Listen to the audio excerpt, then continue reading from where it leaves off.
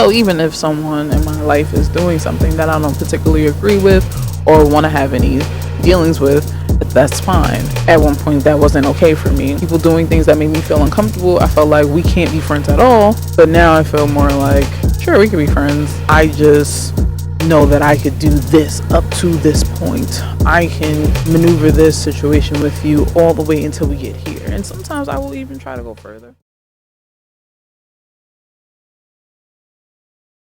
Who do you want to be?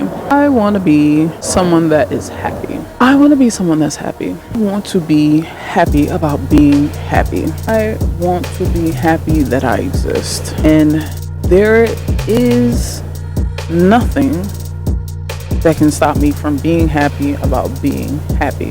In the past, I focused on other people's happiness because I thought that's what made me happy. And yes, I like to see other people happy, even more so, or so much so that when I see other people getting so excited and caught up in their thing that makes them smile, happy, giddy, uncontrollable, laughter, excitement, that makes me so excited. Like, I just want to go be happy doing the thing that makes me feel just like that. And so many times I have stopped myself from feeling excited because the things that used to make me feel so excited and like, I was told that wasn't a thing. Like, why is that something that's making you so excited? You're not making any money from it. You're not going to get far doing that. You're spending all this time doing this thing that makes you happy, and it's nonsense. I used to hold on to all those little things, like all the things that make me feel like, ooh. And so much so that now I'm full into it. Like, I like this thing. I like taking pictures of clouds. I don't care if you don't want to wait here for me while I take these 7 pictures of the clouds. That makes me absolutely happy. I will leave a little bit earlier just to walk, to see the things that make me happy. I like taking pictures of flowers. I love learning about the flowers. I didn't even realize that I actually like knowing which ones are which. Why? Don't know. I'm not even questioning it. I like that. It makes me happy. I never felt comfortable enough to feel excited about the thing that makes me happy. Like, that sounds insane. And then when I would express what I'm excited about, it would be like, I don't get why that makes you excited. And now I don't even care if you don't understand because it's about what makes me excited. Like, how amazing is that? All I wanted was to feel excited about the things that make me happy. When I see other people excited about the thing, I'm like, what about this excites you? Like, it got so bad I didn't even know how to articulate what it was that I was feeling. I didn't even realize that, like, this thing makes me excited, but I don't know why. There's so many different factors, and I'm sure for other people that experience what I'm saying, like just not knowing how to be excited about it, I guess you have to figure out what exactly it is that you feel as you're experiencing it. Like, so for example, I really like to find coins. I like coins in general, but if I find them, it's like a let's go, you know? It's like, let's do it. Let's pick these coins up. Let's look at it. What year is it? You know, depending on how old it is, it has different factors. It's a lot to know behind the coins and the bills and things like that. So when I find it, I usually, like, even if it's penny, yes, penny, ow. But what I feel is I feel a sense of excitement that I found this thing that was placed here for me, because who said it wasn't placed here for me? And I also feel connected to a space when I was a kid, and I would be walking around with my grandmother, and she used to see these coins and she used to add it to her collection, which started off with us collecting quarters from different states before the quarters even came out. Like, we used to have the dates, and it was like, yeah, they're going to be coming out all the way until 2025, like, because they had all the dates 17 years ago when those quarters were going to come out. And we bought the board, and we would staple it, and then we were never able to complete it because, you know, we didn't have a lot of money. So when money got to be crazy, take all the quarters down and we start over. Now I've started my own quarter thing. All the quarters, I think there's only 2 or 3 more quarters that are gonna come out, but that's exciting. It's like, okay, I have this thing to look forward to. I have a couple quarters that I haven't found, And so that gives me something else to be like, oh, yeah, let me go, let me look. I found another quarter. Somebody gave me a quarter. I have quite a few friends in my friends group that hates change. When they see me, they give me the change. Why? Because all they're going to do is just leave it somewhere because they don't want the change, which is wild. But listen, it works in my favor. These are people I love. They love me, apparently. And so they know that this is something that is exciting. They will go in their pocket, they'll look and be like, okay, I got all these pennies, these dimes, these quarters. It's no never mind to them because they were just going to sit it somewhere so someone else could have it. But they decide to give it to me. And I'm excited about that they thought about me enough to collect it, save it, and wait for an opportunity to give it to me. That is love. You love me enough to hold on to your... That is amazing. Thank you so very much. That makes me feel very happy. I feel soft and mushy on the inside, and I don't even like feeling like that. Like you were really thinking about saving it for me. Simple. So that.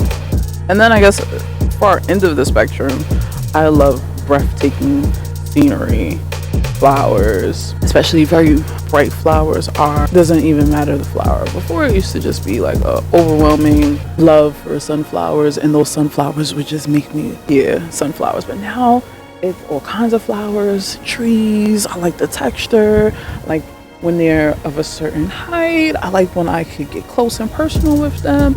I'm not really a fan of the ones with thorns, but they do intrigue me because it's still part of nature. I really enjoy that. And seeing cows, no reason. I just think cows are so practical. I love cows. And I have recently had the opportunity to see and talk to and meet some cows, so I'm really excited about that. A long-term goal of mine is to have a space that I can have 2 cows. I really would like to have 2 cows. When I did the math on a cow versus a dog, the biggest difference is the space that's needed. The vet price is the same. The medicine price is the same. Food prices are pretty much the same because hay is not as expensive as I thought. The only thing is that if I had a cow, I couldn't walk it in Brooklyn. So that's the biggest thing. I just would not be able to live here and have a cow as far as I know. So that's the only thing about the cow that I've been thinking about, because I want one of those. And not because I want to milk it or anything like that. I think that's a little far. I don't know if I want to have a cow that can have another cow. I don't know, like it could be a female cow, it could, I don't know the logistics of all the what kinds of, specifics. I've done the basics of what I would need for a cow. And the biggest obstacle I see is space. So that makes me excited.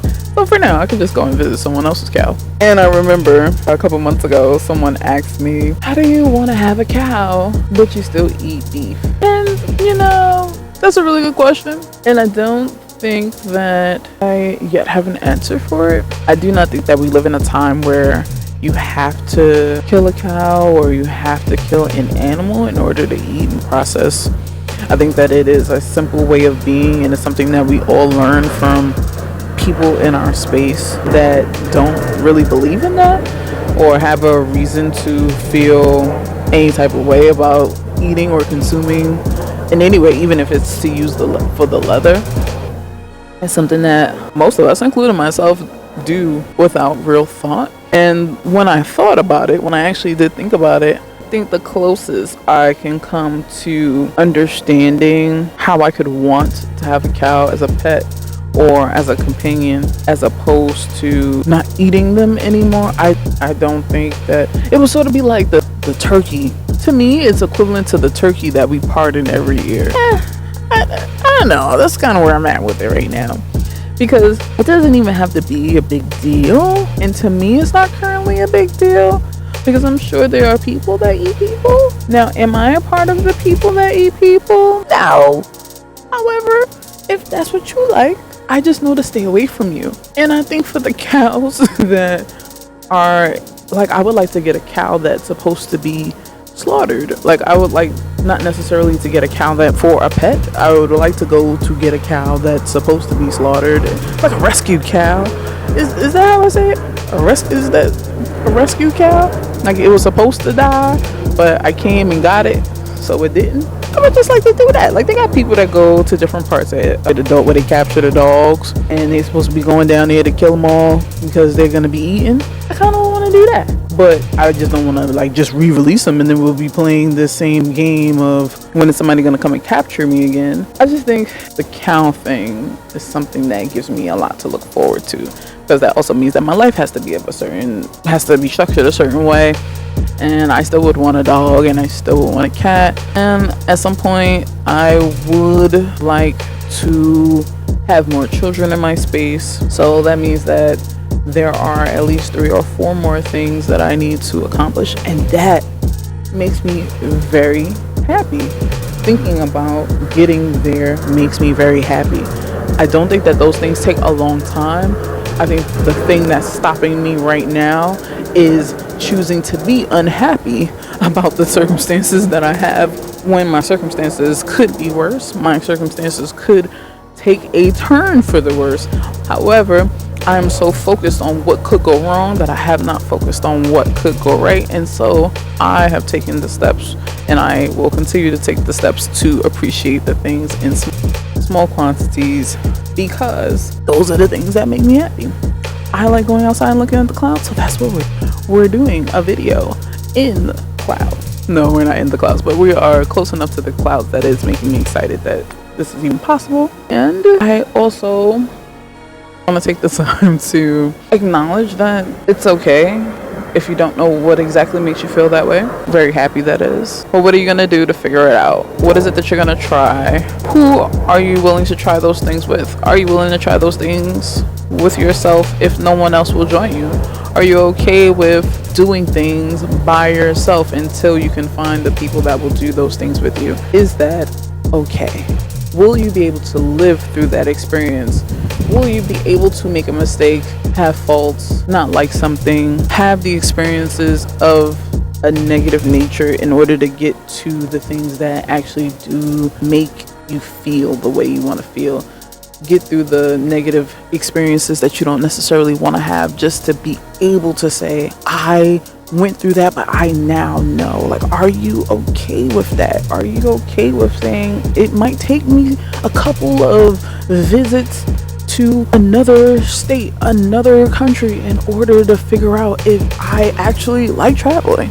And if I don't like traveling, what about the traveling do I not like? If I want to try new foods, where am I going to start? Am I going to try with stuff that I know or stuff that I don't know? Am I going to go to different restaurants and order the same shit I would order at every restaurant? Or am I going to pick from the side of the menu I don't even turn to? That's part of trying some new shit. Even if you start small, you go to McDonald's. I don't go to McDonald's often. And the last time I went to McDonald's, I got like that bag, the value bag, and it was cool, whatever, it wasn't a big deal. But because I don't go there often, it just was like, I would like to get all the things that I would normally get, because who knows when I'm coming back here to spend money to eat any of this, which is not necessarily the most exciting thing, but it's realistic in my life, and I don't need to do this. It's just something I'm doing because I'm either with someone else or we're just doing something fast. You know, like, we're just doing this quick thing so we go do this other thing, and like we just popped in there and then here it is, we're at McDonald's. But not on purpose, like, oh, we in the house, we about to meet up right now because we're gonna go get a large fry from McDonald's. No, nobody in my life is doing that right now. No. And even for my kid that has the app and does the value thing, I think it's more of a convenience thing for her. I don't even think that's a thing of like, we're really going to McDonald's to turn up at McDonald's. Now, if you said Chinese food, if you said sushi, if you said Indian food, if you said West Indian food, if you said Spanish food, if you said whatever, like, we go down the list. There are people that I know that will roll out their bed today, right now, in this very moment. If I called and said, hey, let's go try this blah, I'm gonna say 8 times out of 10 they're gonna be like, all right, what time, let's go. But McDonald's not on the menu for that. That's just not a thing. And it's not to say there's anything wrong with it. That's your choice, what you want to do, however you want to play it. But there's just nobody in my life that would. We're not planning to go to McDonald's. We're not planning to do that. No, absolutely not. So there are quite a few things that I want to work on coming up, and have been lulling over what to do first. The income streams that I have wanted to create are technically in effect. The issue that I'm having is I do everything alone. The issue that I'm currently facing is consistency and being able to overcome my fear of being seen. A lot of the issues that I have stem from that. Being seen and judged, being seen and ridiculed, being seen and praised. Even something that's positive, it makes me uncomfortable. And it does stem from a childhood thing. It does stem from people in my life making fun of the things that make me excited, or not really participating in the way that I would participate, and in turn feeling slighted, not the win, and in turn feeling slighted by not having any sort of support. Even if it's not in the way that I want the support, but not any support in any fashion, not the support that would be in your own terms or my own terms. It's just, it doesn't really fit. So navigating those relationships and remembering that it's my world that revolves around me and not people revolve around me. So even if someone in my life is doing something that I don't particularly agree with or want to have any dealings with, that's fine. At one point that wasn't okay for me. People doing things that made me feel uncomfortable, I felt like we can't be friends at all. But now I feel more like, sure, we can be friends. I just know that I could do this up to this point. I can maneuver this situation with you all the way until we get here. And sometimes I will even try to go further and see if we can fix it. I think as I get older, I run into more people that are willing to understand what the problem is in order to be able to move forward. And then there are some times that I see the problem and I'm not exactly sure how to articulate how we can get out of this space to be able to navigate it properly. Because I can say, hey, you're doing something that's bothering me. We can coexist. But so I think that being able to just understand that these are the things that are at play makes a difference as well. So it's not necessarily like I'm doing this to get on your nerve. It's more like, I don't like that you're doing this, and so since I don't like this, I will let you know. And before it was like, let's see what's gonna happen. Now it's sort of like, I don't like this thing. You're doing this thing and you need a solution, but in order, I don't feel like a solution is had, because I still don't feel like you're fulfilling the emotional piece that I need from it. Everything is, all right, I understand, and let's move on. I feel like that's what happens when it comes to other people. I'm sorry for this, I do this part, that part, and I feel like I don't get that in return.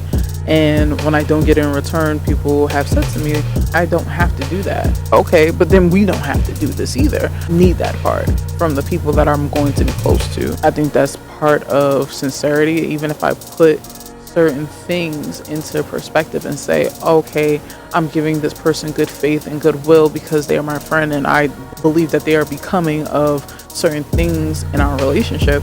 And if I'm giving you this sort of courtesy, this pass, this understanding, because you've earned it in my space and you show me that you are not becoming of that, then I won't make you a scholar and you're not. I will not sit here and argue with you about the things that you're willing to do, because you can't do that to me either.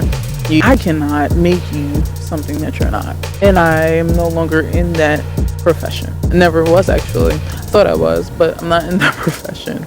So there's just nothing we can do to maneuver that other than to not do that. We can just take the opportunity to acknowledge that you want something that's different from me, and without having real sacrifices from either one of us, the decision could be made not to do this at all. And that sucks, because I don't like putting time and energy into certain relationships that don't go anywhere. That pisses me off more than the problem. I have gotten into spaces with people that I would have been willing to give the world to, and I couldn't even get a simple response. I tried to be a part of certain communities that even if it wasn't something I fully believed in, I believed in the message and in what they believed in. And so I helped those agendas and pushed those things along because I believed in the people and I wanted to be a part of that. And so eventually it did blow up in my face because the people that I was doing that for did not do that for me. They did it in their own way, and that way technically wasn't really helpful. It was in their own way, and in their own way it in turn blew up on me. That's how I want to explain it. I would sacrifice time, energy, and space to do something that I agreed that was a great thing to do, right? And in turn, they believed in the message and weren't able to see it from another perspective. It was more about changing minds.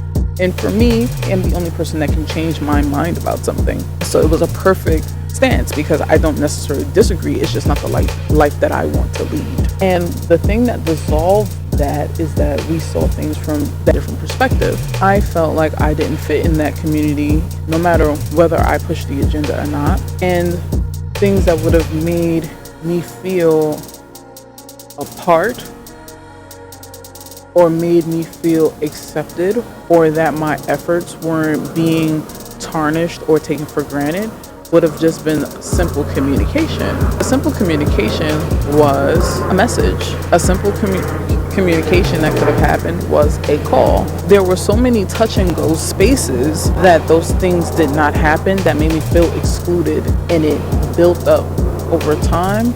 And then before I was able to address it, because I did not address those things when it happened, because there were other things that took precedence over those things that I was feeling, I sat on it. And eventually it turned into this big thing that I had a problem. I had an attitude problem. I came off like I was being a jerk, and it never was addressed. We never got to get to a middle space or a middle ground on what was right or wrong, or what was making me feel like I needed to stand back, because we never got to have any of those conversations because other things were happening. And so now that I'm on the other end of it and I'm like, oh, could I have done differently in this situation? At this time, I still don't see where there was a moment. So I really don't believe in the perfect moment anymore. It's today, this is what happened. Tomorrow, then in the 7-day period, it needs to be addressed. If you have a problem, something that happened, tell me within the 7 days. I don't have a great memory. I have way too many things to remember. And as far as I'm concerned, if I have to go past the 7 days, it probably Mr. B. Mr. B.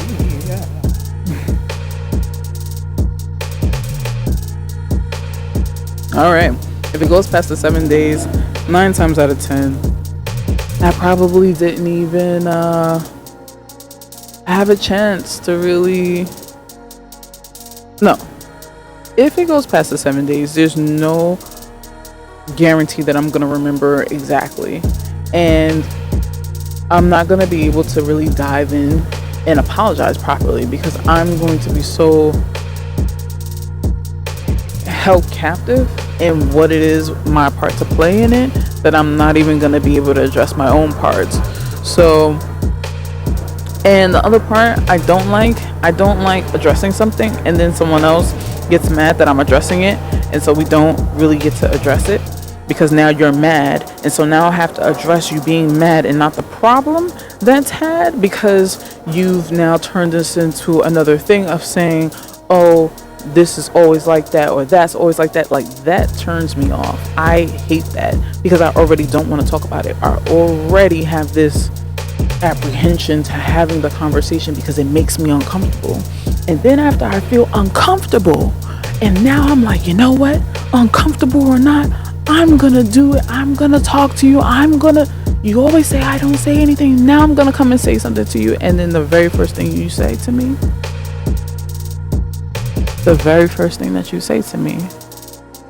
is, I knew it was a problem. I just was sitting here being upset because I trying not to be upset because I just knew it was a problem. And I was just praying that it would not be a problem. So the problem never gets to really be addressed, because now I have to now curve for your feelings when my feelings were hurt already. My feelings were already hurt. My feelings were bothered. My feelings were stripped already, because now I have to go and address your thing. And if I don't address your thing, it becomes a problem, because now you feel some type of way. But I already felt some type of way. I already was in the motions of having a problem. And now you are sidetracking my problem that I am addressing with you, that you say that I never address with you, in order for you to what? Tell me about your problem? I don't give a fuck about your problem now. Especially after you've already said to me, hey, I'm pissed off because I just knew it was going to be a thing. So it doesn't even matter how I say it to you. You are already having a problem. Give me a break. Give me a fluffing break. I don't know. I can't really do anything with that.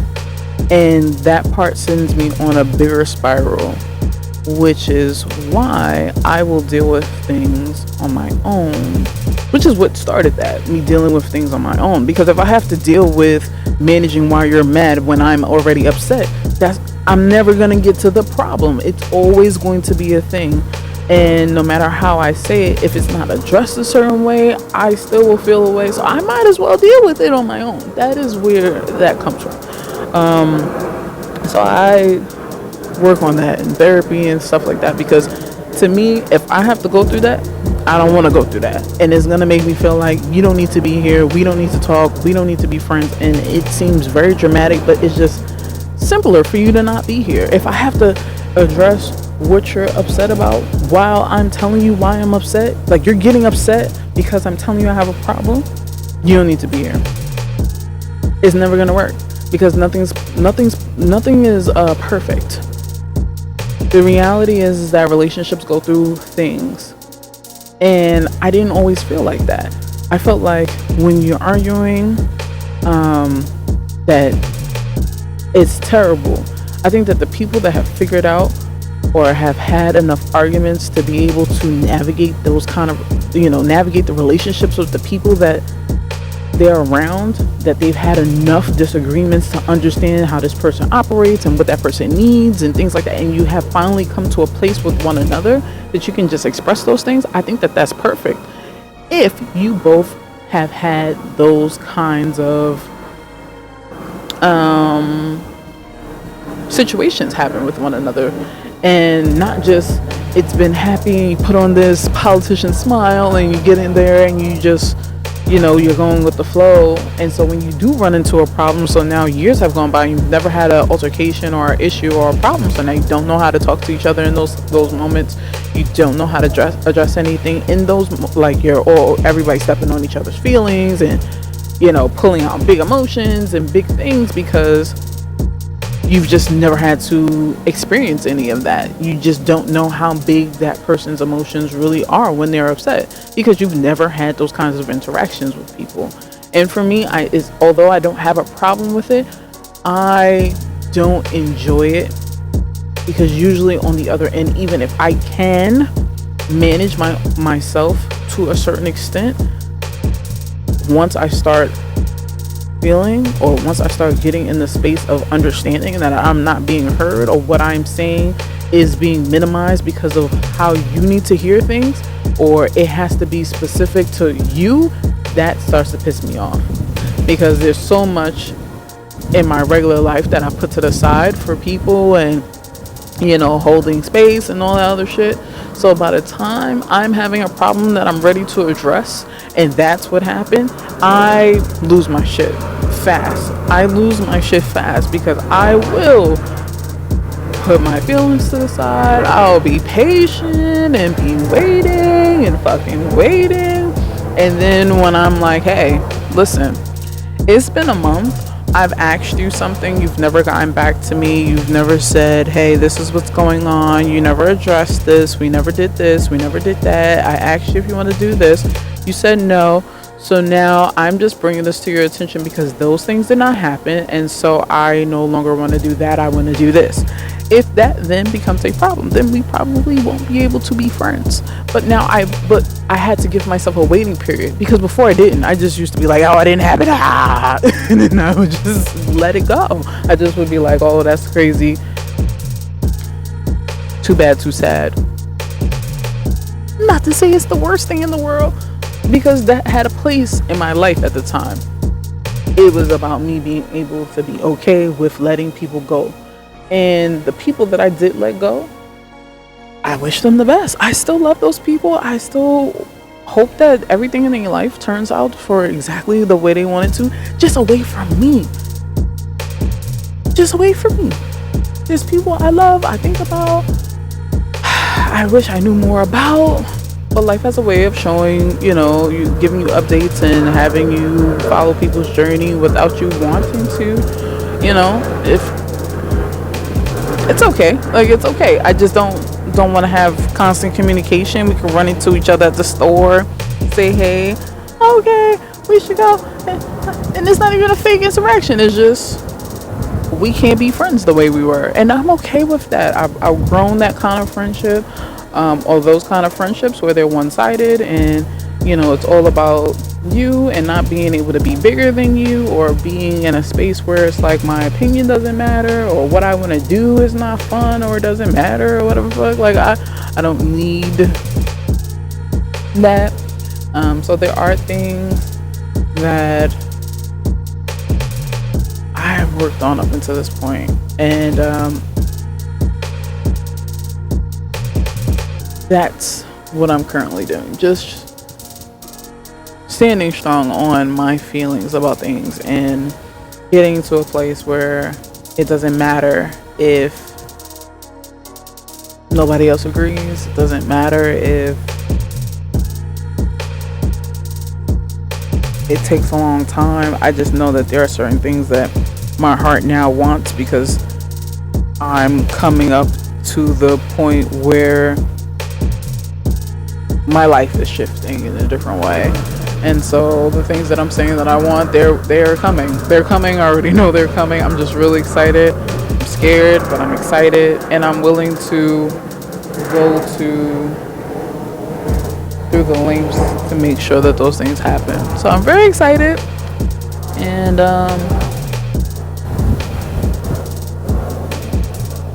welcome to the ride.